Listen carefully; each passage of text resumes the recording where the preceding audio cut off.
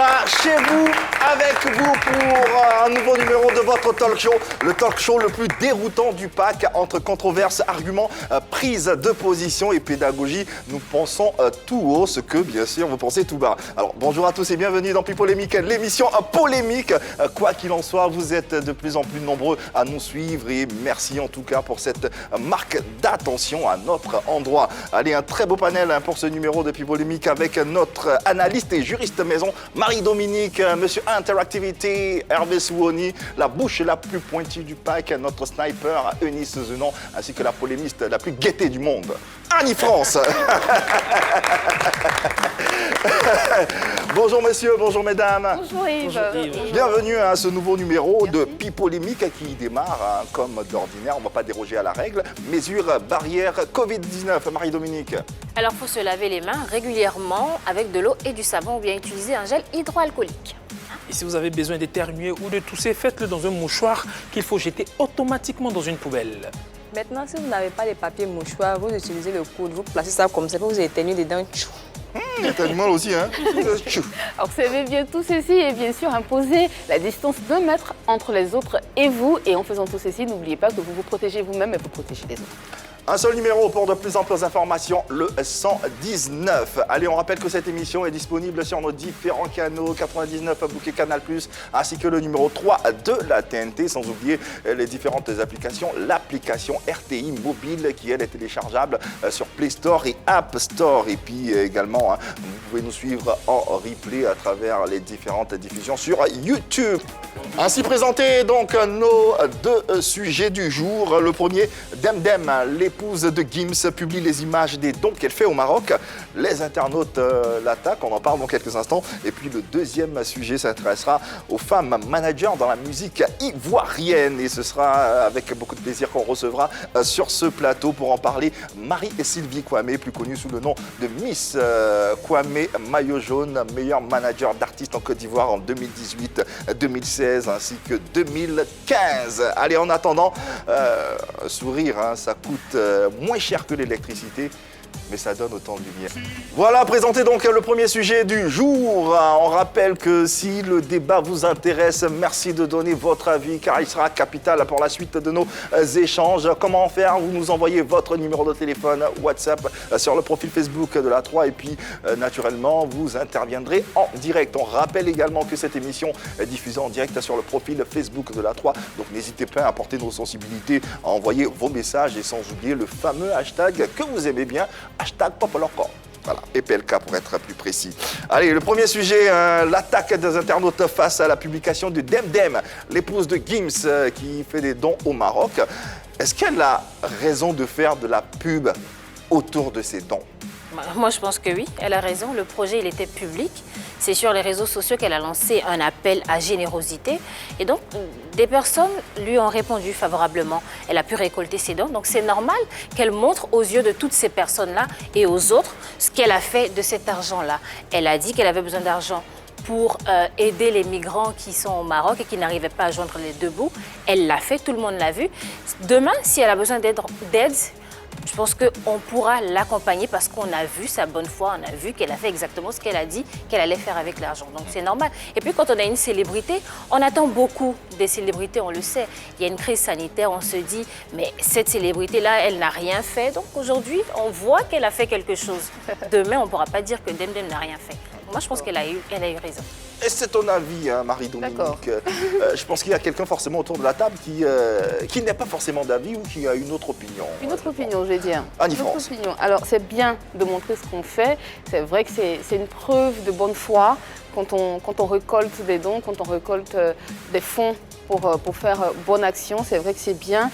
Mais l'humain étant ce qu'il est, je pense que de temps en temps, c'est bien aussi de le faire dans l'intimité. Parce que quand on le fait aux yeux et au su de tout le monde, après on se dit ah, mais telle personne aime se faire voir, tu es toujours en train de montrer aux gens que tu fais des dons et tout.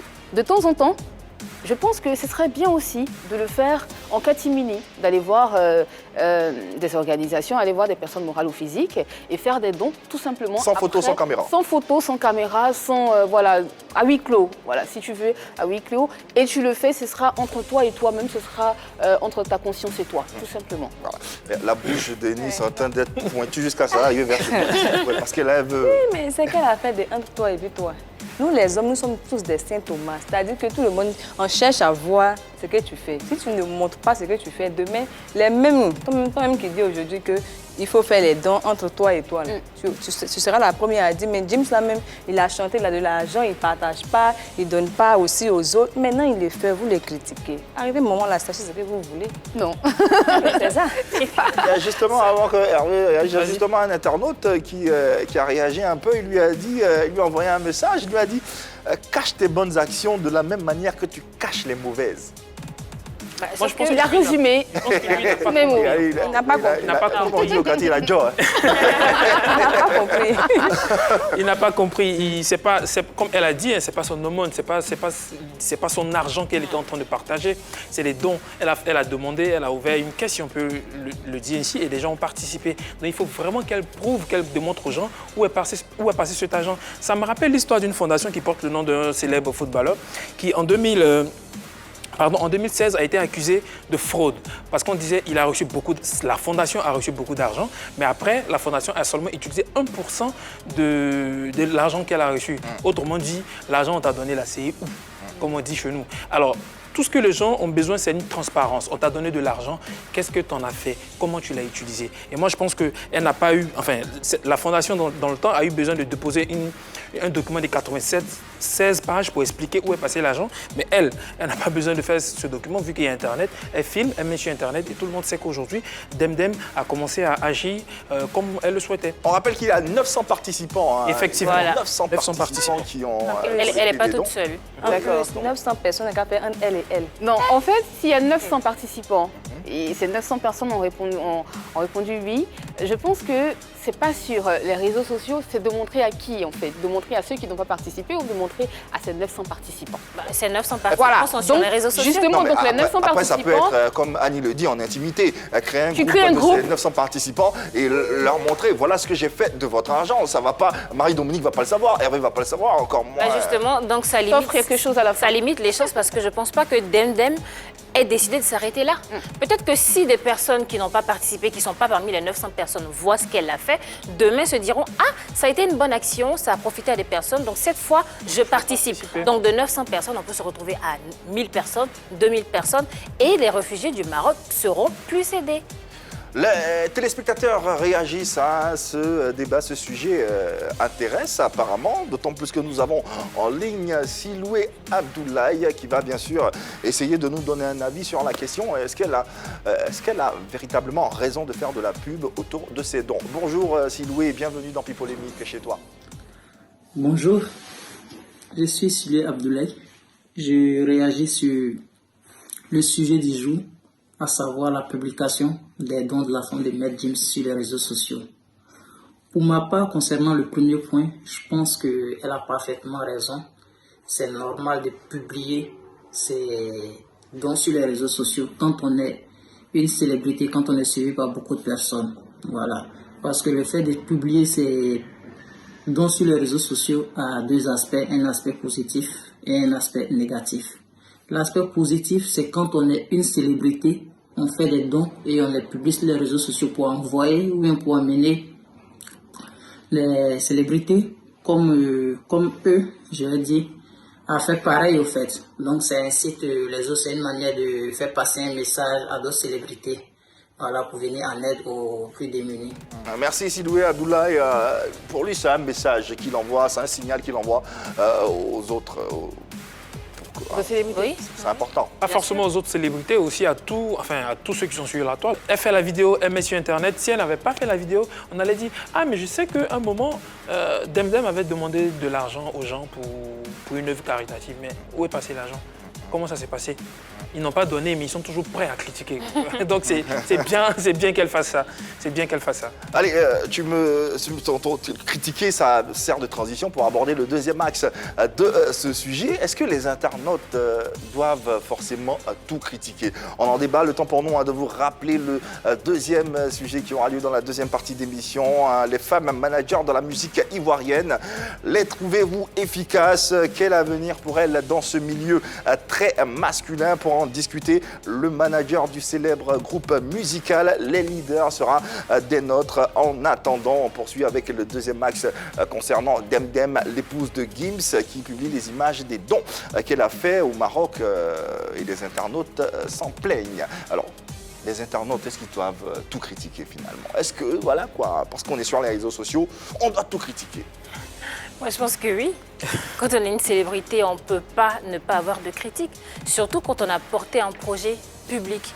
On est obligé, après, d'avoir des remarques, de savoir si ça a bien marché ou pas. Donc, les critiques ne sont pas mauvaises en soi, parce qu'elles peuvent permettre de s'améliorer. Aujourd'hui, il y a des internautes aussi qui se sont plaints du fait qu'il n'y avait pas assez de vivres.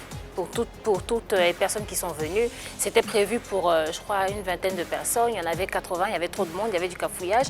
Donc je pense que de ces critiques-là, Demdem prendra des mesures pour les prochaines fois. Donc les critiques, ça peut être positif.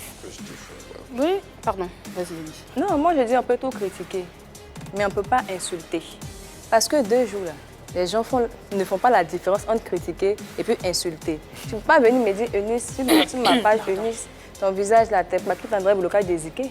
Ça, ce n'est pas. Mais ta bouche est pointue, bien quoi? Ça, c'est pas une critique. Ça, c'est pas critique. Ta bouche est pointue. Non, mais bon, laissons à faire des bouches pointues, mais à faire des paquets d'André Boulokage désiqué, là. Ça, je ne peux pas accepter. Ça, c'est pas critique. Ça, c'est insulte. Tu ne peux pas accepter. Donc, il faut qu'on sache faire la différence entre critiquer et puis insulter.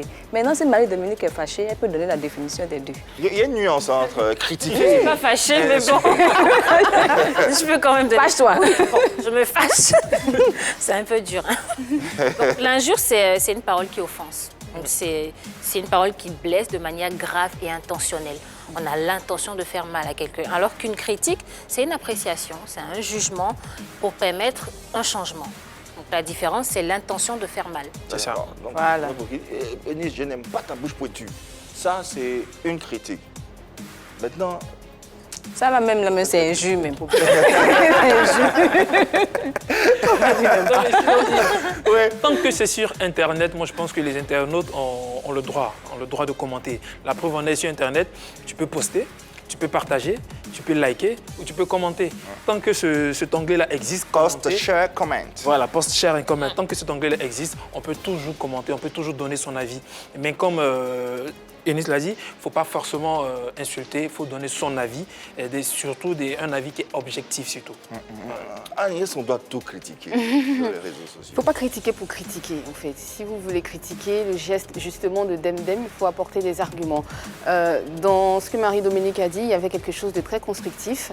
On s'attendait à pas beaucoup de personnes, et puis à pas grand monde, et puis après on se retrouve englouti, on se retrouve noyé. Donc vous auriez dû faire ci, vous auriez dû faire ça. Oui, ça c'est constructif. Mais après ça devient irrévérencieux et ça tombe dans les injures, justement. Alors comme la limite entre critique et injure, elle est mince, elle est très moindre, elle est très petite, il faut faire attention. Moi, c'est tout ce que j'avais envie de dire. Il faut faire très attention parce qu'elle était victime d'injures vraiment gratuites, des personnes qui n'ont même pas participé. Il y en a qui ne savaient même pas qu'elle avait lancé une collecte de fonds pour venir en aide aux migrants au Maroc. Il y en a qui n'étaient même pas au courant. Ils sont tombés dessus comme ça, du jour au lendemain, et ils critiquent. Mais ils critiquent mal. Ils ne critiquent même pas, ils insultent en fait. Alors que s'ils avaient au moins participé, on aurait compris. Mais je suis sûre que parmi tous ceux qui ont insulté, parmi tous ceux qui ont commenté, même pas un seul a participé à cette collecte de fonds. Voilà ce qui est dommage en fait. Si on peut tout critiquer, donc finalement, est-ce que l'injure ne fait pas partie de la critique? On dit, Yves, tu aurais dû te coiffer comme ci, tu aurais dû parler comme ça, tu aurais dû t'habiller comme ça. Voilà, ça, ce sont des critiques constructives. La prochaine fois, ce serait bien que tu utilises telle couleur pour faire ci, ça mettrait mieux ton teint en valeur. Parle comme ci, c'est bien pour ne pas choquer tant. Voilà. Mais quand tu dis quand on rentre directement et qu'on on te tape dans les côtes, on te dit justement, tu es ceci, comme Elise a dit tout à l'heure, elle a pris un exemple. Blocage J'avais envie de rire, mais je ne peux pas rire. Blocage des équipes. Ça, par contre, c'est très injurieux, surtout que vous ne connaissez même pas la vie de cette personne que vous injurez. Peut-être que cette personne n'était pas comme ça avant. Ce visage a changé du jour au lendemain. On ne sait pas. Donc bon, voilà un peu ce que... Et après, c'est leur droit de s'offusquer qu'elle fasse la publicité des dons qu'elle fait. Après, bon, entre la critique et l'injure, c'est vrai qu'il y a une limite. C'est quand même... Moi, ce qui me fait mal, oui. C'est que c'est eux qui ne font rien dans cette histoire-là. C'est eux qui font beaucoup de bruit comme ça autour. C'est eux qui aiment m'insulter, ils ne donnent rien, ils n'encouragent pas, ils ne font rien. Ils sont quelque part, je ne sais pas où. Ils se lèvent un matin, ils te regardent. Ce que tu fais là, ça m'énerve. Hein. Attends, un peu de sérieux là. Ah, mais parce que c'est permis, parce qu'ils peuvent critiquer. Parce que voilà, tant qu'on pourra critiquer, tout le monde, tu ne pourras pas empêcher. Mais si Demdem leur avait demandé justement à ces personnes-là de participer à cette collecte de fonds, tu penses que ces personnes n'auraient pas? Non, c'est trop difficile. Bon, après, c'est mieux. Voilà, exactement. Tu vois. C'est simple. Mais après, elle a demandé, il y a des personnes qui ont participé. Oui. Je pense que ça donne aussi l'occasion à Demdem d'expliquer les choses. Après les critiques, après les quelques injures, elle peut donner des explications et puis éviter d'autres critiques demain, d'autres injures. Parce que les critiques ne vont jamais finir. Voilà, donc comment les éviter? That is the question. Il y a une réaction d'internaute avant la petite histoire ou directement on y va? Alors il y a des réactions, tout le monde est pour le fait que Demdem puisse partager donc ses photos. Assurément, sur la toile. Il y a quelqu'un qui dit, en plus quand elle partageait la vidéo, elle a même caché le visage des personnes à qui elle donnait. Ah, D'accord. Bon. Allez, on va refermer ce sujet avec la petite histoire d'Hervé Souni. Oui, la petite histoire, un nouveau mariage chez les Juna. Ah ouais? Elle est quoi, Jula? Juna Gandhi, chez Gims et Demdem. Ah, d'accord. Alors, c'est pas un nouveau mariage. On a vu une réaction, enfin, une vidéo postée sur Internet où Demdem, l'épouse de Gims, qu'il avait déjà marié en 2005, demandait Gims son mariage. Ah ouais? Et les filles, c'est beau, non? faites pareil. C'est beau, non, les filles? En temps de grande crise, j'aurais trouvé ça beau. C'est que sur moi, si j'ai l'occasion, je vais faire. Je demande un mariage. Marie-Dominique, non? C'est pas beau. Voilà. Non. C'est ça. Ça gâche un Merci peu le Marido. truc. Voilà, ça gâche un peu la romance, le chic. C'est votre boulot, ça. C'est à vous de vous mettre à genoux, c'est pas à nous. D'accord. Yves, Ah tu peux ouais, parler ça, on n'est pas sorti de l'auberge. Refermons ce sujet, c'est mieux. Femmes manager dans la musique ivoirienne, le sujet de la seconde partie de PPLK. Sont-elles efficaces? Quel avenir pour elles dans ce milieu très masculin? Merci de suivre cette deuxième partie à travers nos différents canaux. 99, bouquet Canal+, numéro 3 de la TNT. On recevra comme invité, bien sûr, Miss Maillot Jaune. Vous avez sûrement déjà entendu son nom. Elle est manager de pas mal d'artistes zouglous et a aidé bien sûr à contribuer à l'évolution de ce genre musical. Allez, petite aération avant de se retrouver pour la suite de votre talk.